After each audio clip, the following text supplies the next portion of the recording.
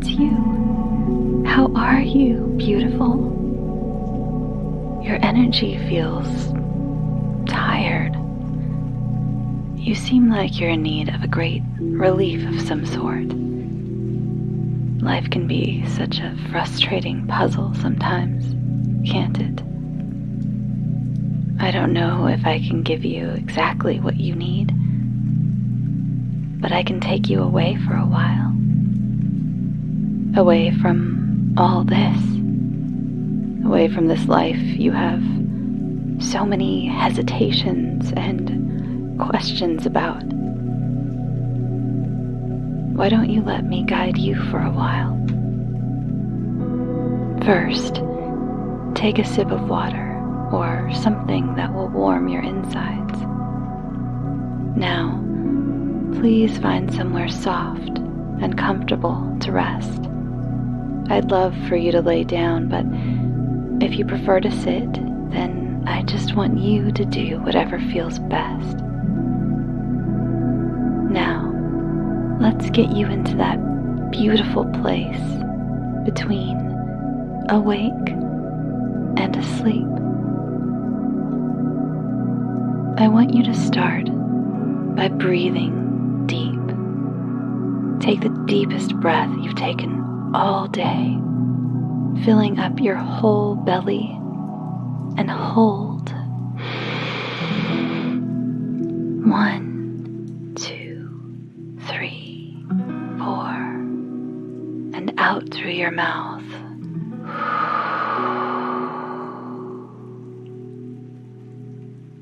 Really let it go. It's okay if you make a little noise. Let all that frustrated air out. Gone with it are the worries or maybe even the angry words you may have spoken today. In. 1, 2, 3, 4, and out.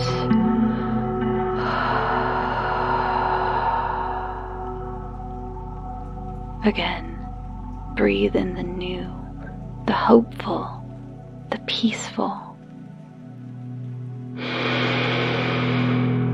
1, 2, 3, 4.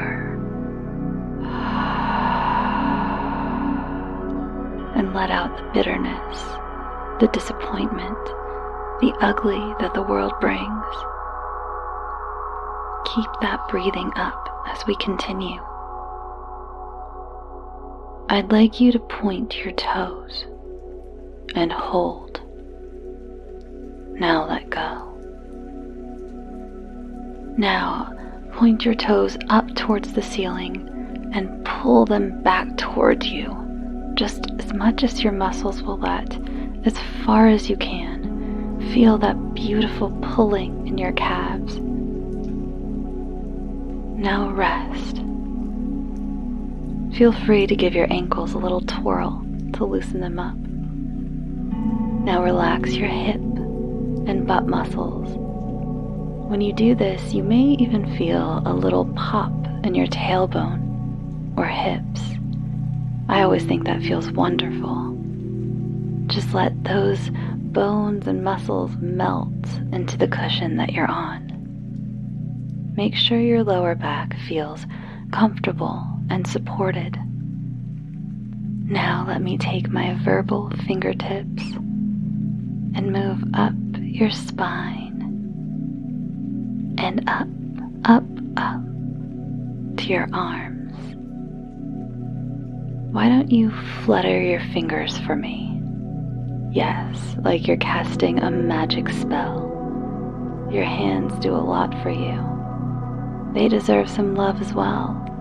I didn't mean for that to rhyme.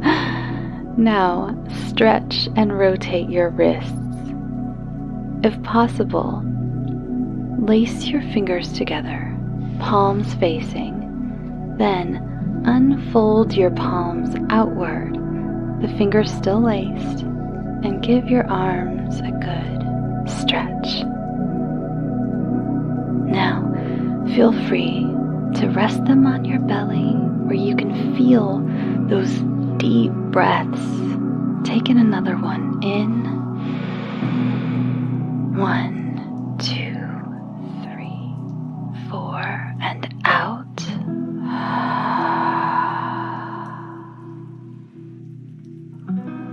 I know your shoulders are up, just up towards your ears, held up with tension. Let your shoulders relax. While you're at it, unclench that jaw too.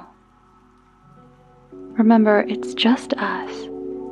You can let your mouth even hang open a little if it means giving your jaw a break. Now, turn your head from side to side.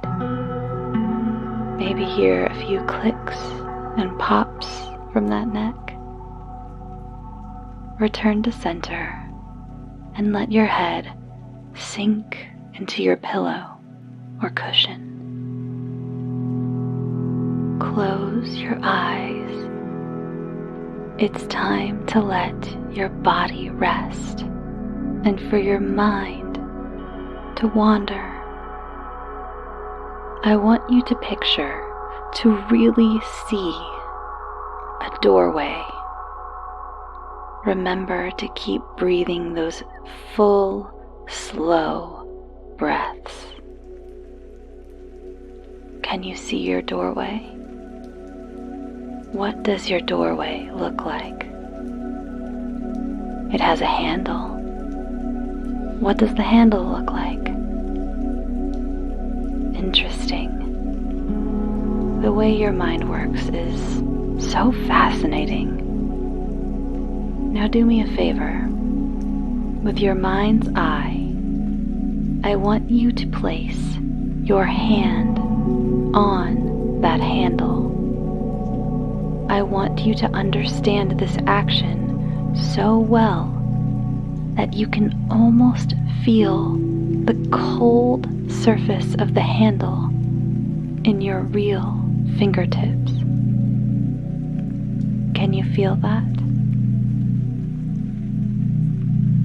On your next breath, when you breathe in, I want you to smell earth and pine needles. Can you smell it?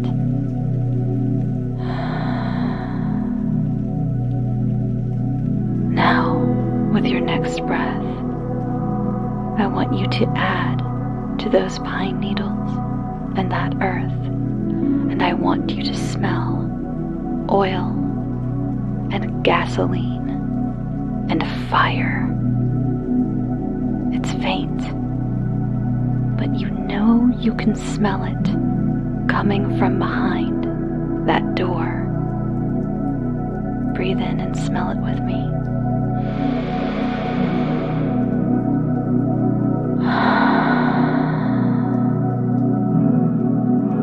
Are you ready to open the door? Are you ready to see what's behind it?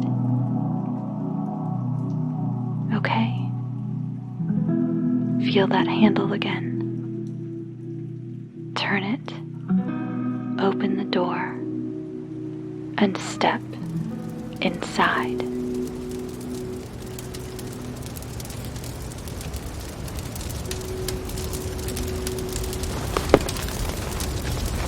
You wake up in a snowdrift next to a burning car. You can't remember how you got here. Was someone with you? Were you alone? If you hadn't been alone, there was no way to tell by the state of the vehicle, which is now engulfed in flames. The heat coming off the car, mingling with the frigid air, causes the strangest sensation on your skin. Where are you? You seem to be in a forest, next to a road. You aren't incapacitated, but you know you're injured. Your head is throbbing and feels incredibly heavy. One of your ankles feels like it was sprained or lightly fractured, maybe. Your vision is slightly blurred. Everything reminds you of what dreams look like. Not quite as sharp as the real world. It doesn't help that snow has begun falling again from the sky. The flurries further softening your view. You can't stay here for long. You aren't dressed warmly enough. You have to flag someone down.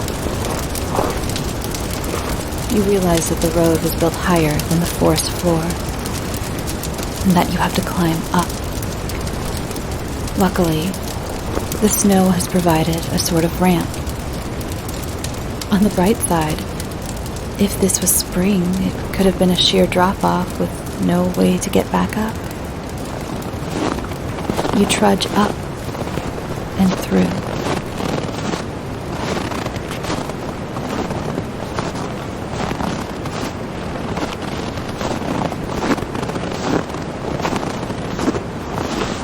You make your way up to the road.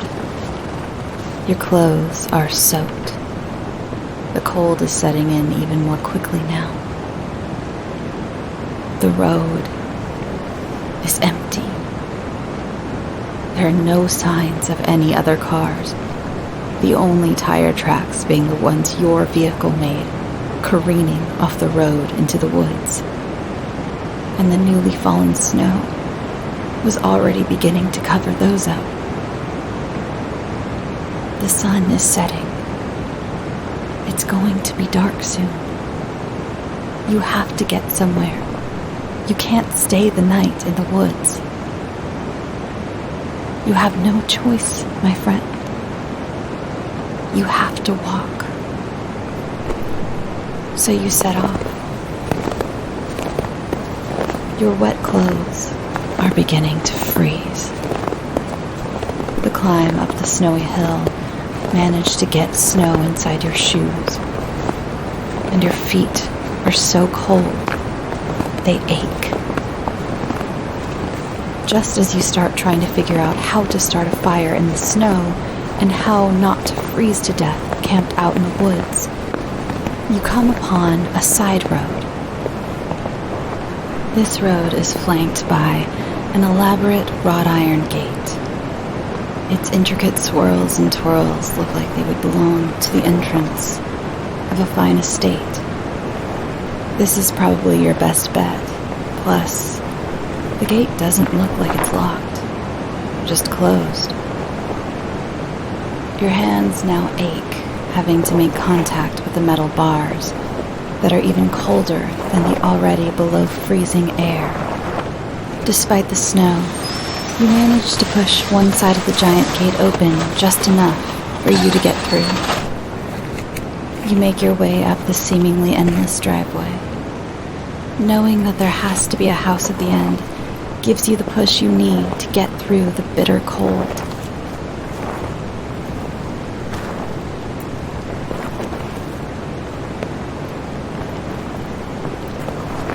Finally, after walking for what felt like an hour, you come upon a large country manor. It's made of stone and looks like it would feel at home in a novel by Austen or one of the Brontes. Elated, you go as quickly as you can up the front steps to the giant oak doors. You use the large brass door knocker, hoping to summon someone kind and willing to help out a destitute stranger. As you wait for a reply, you look around, and your heart falls.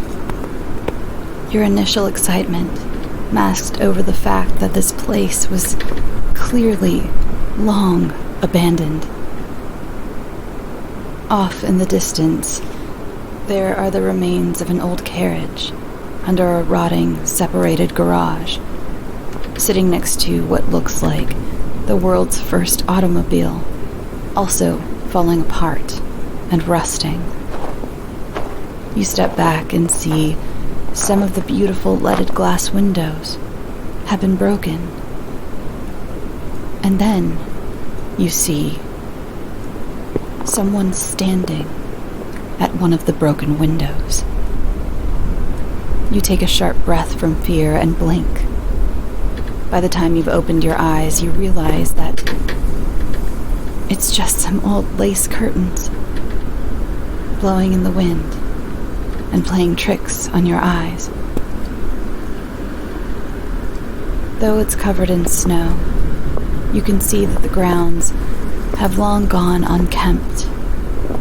Feels like no one has set foot here in a very long time. It's just too quiet. The only sound being the freezing wind sweeping across the large front lawn. This still has to be your shelter for the night.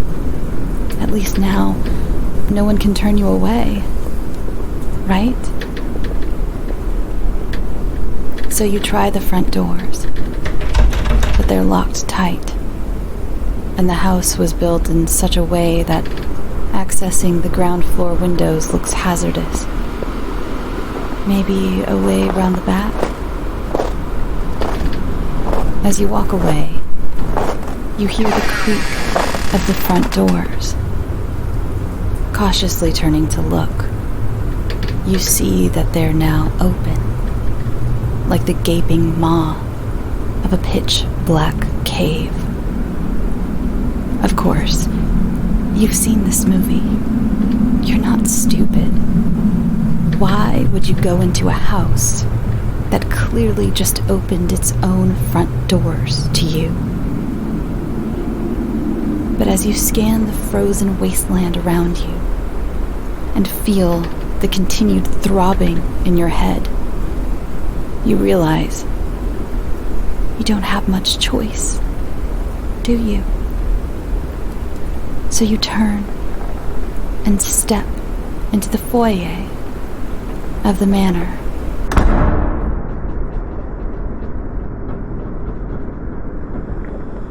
There's a grand staircase leading up to the upper levels. But first, you search the ground floor. The house creaks and groans around you, and even though you're out of the wind, the inside is still frigid. The stone walls keep in the cold, just like an icebox. You make your way into a large sitting room, probably once the place of lively parties, of laughter and warm conversation.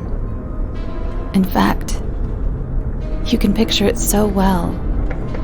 You swear you can hear the music that was once played. Now it's gray, covered in dust. The huge ornate fireplace sits cold and dark. All of the furniture has been left behind by the last owner, most of the pieces covered by dirty sheets. Starting a fire sounds ideal, but you have no way to make one. Maybe you could at least find some blankets in the upstairs bedrooms. As you climb the stairs, you feel something shift. You no longer sense the light-hearted ghosts of long-ago soirees. You don't hear the distant music of laughter or the tinkle of crystal glasses full of champagne, but something heavier, something sadder. You get the heavy feeling you feel when you know someone is angry with you. You hearken back to a time when you were a child and an adult scolded you for breaking or spilling something, when emotions like shame and guilt felt new and made your chest feel tight and your face feel hot. But how could you feel this from a bunch of empty rooms? As you reach the top of the stairs, you begin to look from room to room, each one full of mattressless four-poster beds and moldy carpets, none with anything useful to your stay. The oppressive feeling gets heavier as you get closer to the last room at the end of the hallway. You arrive at the last door, and as you go for the handle, the door is sucked inward at your touch. Inside, you see lace curtains violently jerking around in the wind. Snow has accumulated inside through the broken windows. But the room is not empty. There is an ebony vanity in between the large broken windows. And at that vanity sits a woman, dressed in lace that must have once been white, but was now gray. Her back is to you, and she is adjusting the veil attached to a silver comb that sits in her dark hair. At this angle, you can't see her reflection in the mirror, but you don't have to wait long before she turns to you and reveals her face. It's the face of death, a face from your most horrifying nightmares. Before you can scream, she does. A long, mournful cry that you don't know if you're hearing in your ears or in your head.